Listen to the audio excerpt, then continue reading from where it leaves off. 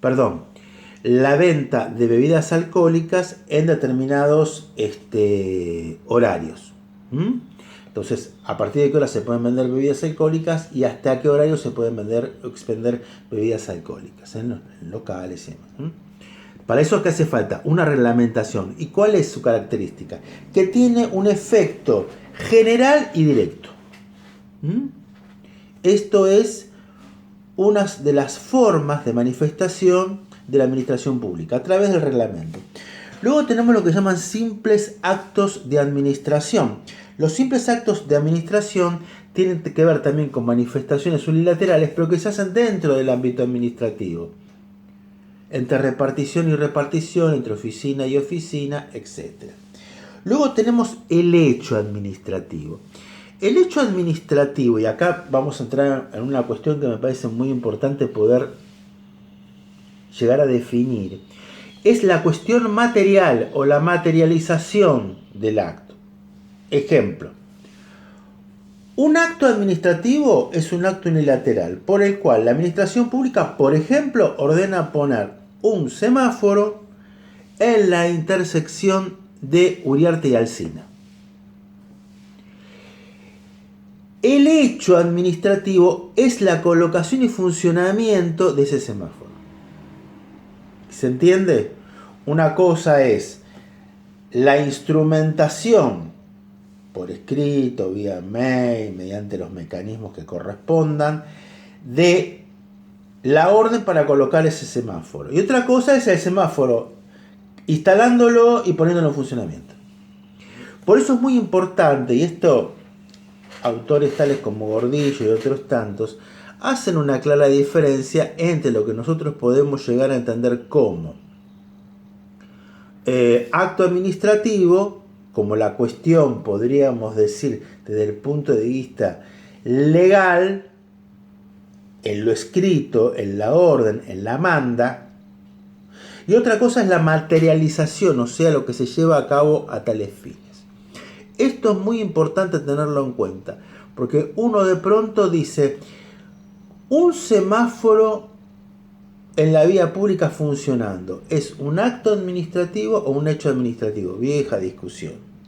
Particularmente considero que es un hecho administrativo, porque el semáforo ya está funcionando y ya está provocando los efectos jurídicos correspondientes, o sea, que los vehículos avancen, que los vehículos se detengan, etc.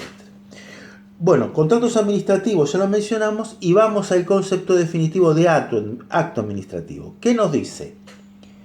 Declaración unilateral que produce efectos jurídicos individuales en forma directa, individual y directa. O sea que es distinto al reglamento administrativo, que es indirecto y general. Repito, el reglamento administrativo es indirecto y general. El acto administrativo es directo e individual. Esto es muy importante tenerlo en cuenta. A partir de ahí, y siguiendo un poco la línea de la guía que venimos trabajando, hay toda una serie de definiciones y hay toda una serie de autores que trabajan a tales fines. Otra de las cuestiones importantes a tener en cuenta es que el artículo 259 del Código Civil y Comercial de Nación, ustedes saben que en el año 2015 se llevó a cabo la reforma del Código Civil y Comercial y se produjo la unificación normativa.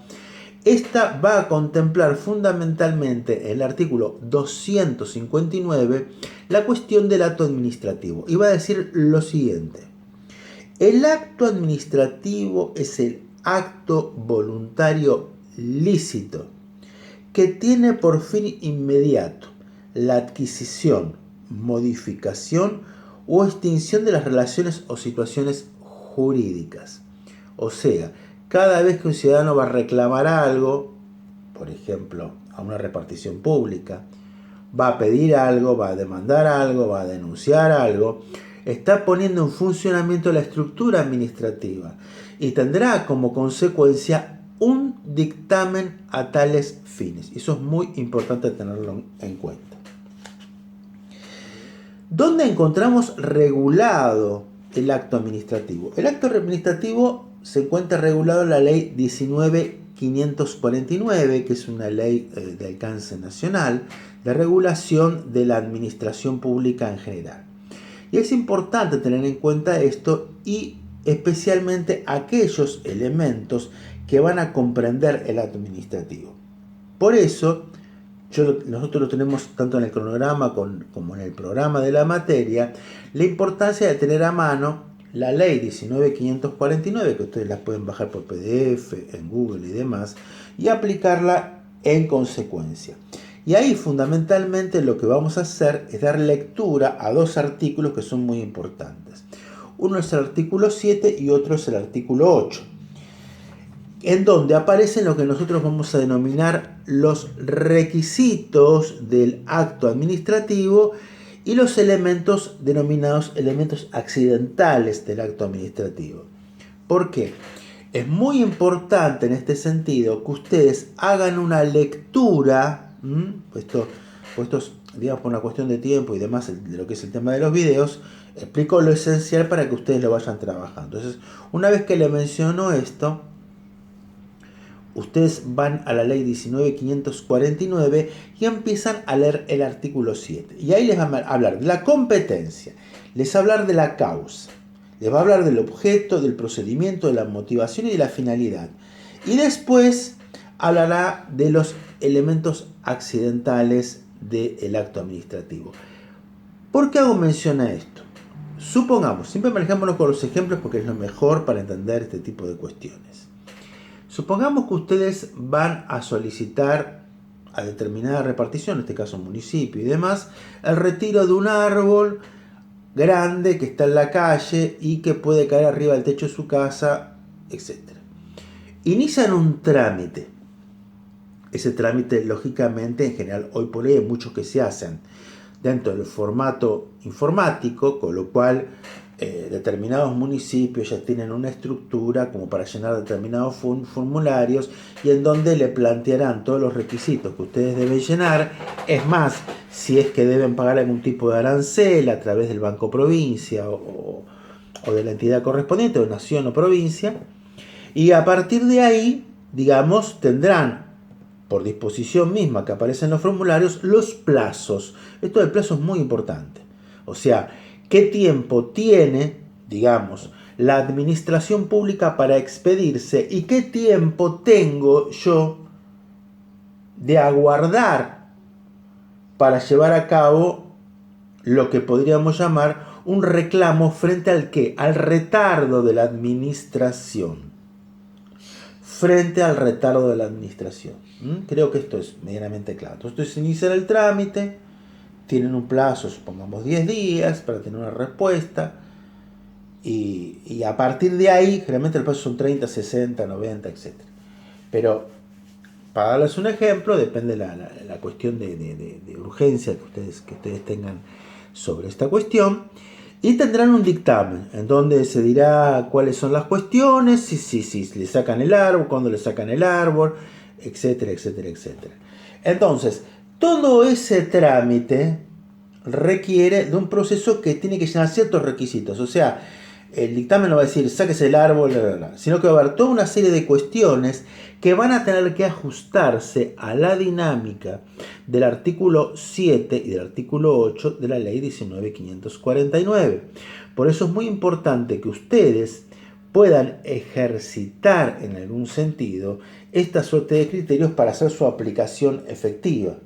¿Correcto? Entonces, cuando por ejemplo en el punto A del artículo 7 de la 19.549 habla de la competencia, está hablando fundamentalmente del ámbito territorial en donde se ejerce esa administración. Voy a darle un ejemplo burdo. Si ustedes tienen que sacar un árbol en el partido de Loma de Zamora, no van a ir a Lanús a hacer el reclamo a la Municipalidad de Lanús. Con lo cual, digamos, hay un tema de competencia. Otro punto importante, por ejemplo, el objeto. El objeto debe ser cierto, física y jurídicamente posible. Hay cosas que quizás, por su problemática, no pueden llevarse a cabo.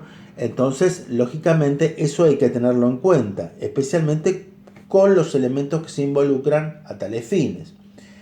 Se fija un procedimiento, ese procedimiento seguramente podrá establecer una serie de etapas en donde dirá que durante tanto tiempo estará en una repartición, luego pasará a otra repartición, porque quizás el acto que ustedes inician en determinada oficina debe dar la orden a otra repartición para que lleve en consecuencia que la cuestión del hecho administrativo derivado del acto administrativo. El acto administrativo, por ejemplo, dice sáquese el árbol. El hecho administrativo, ¿cuál va a ser? Sacar el árbol. O sea, que venga el camión un día determinado, bajen los muchachos, vengan con la sierra, con la pala, con el pico y saquen el árbol. ¿Se entendió esto? Me parece que tiene sus características, lógicamente, porque es el derecho administrativo, como todas las materias, quizás a veces uno le ve otras dinámicas, por ejemplo, como materias como derecho penal o el procesal penal. El derecho administrativo lleva en sí, inserta la cuestión procedimental también, tanto los fondos como la forma. Por eso esta cuestión que hablábamos en su momento de la problemática que lleva la cuestión de codificar el derecho administrativo. Algunos dicen que solamente debe haber algunas leyes y algunos procedimientos específicos, pero no puede hacerse una gran codificación o un gran código de derecho administrativo. ¿Por qué? Por la dinámica misma del sistema.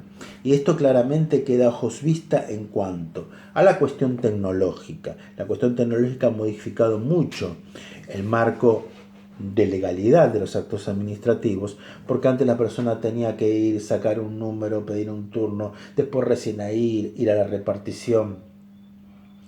Luego de la pandemia, digamos que todas estas cuestiones se han modificado bastante y que hoy por hoy gran parte de las cuestiones que se plantean frente a la administración pública se llevan de manera remota. Entonces, tengan en cuenta esto también como los elementos accidentales.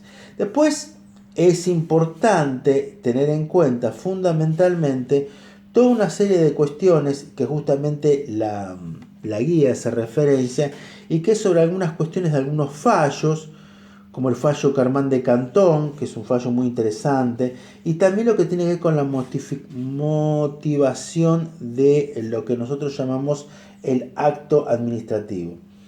Y después, también lo que les voy a recomendar es que lean de la ley 19.549 el artículo 12, que habla de aquellos elementos característicos del acto administrativo. Por ejemplo, presunción de legitimidad, ejecutoriedad, ¿correcto? Y también los elementos que tienen que ver con la impugnación y la estabilidad y la retroactividad de dichos actos. Es un capítulo medianamente corto. Ustedes en la guía de estudios lo tienen como el capítulo número 4, actos administrativos, pero es uno de los puntos centrales de esta primera parte que va a ser oportunamente evaluado.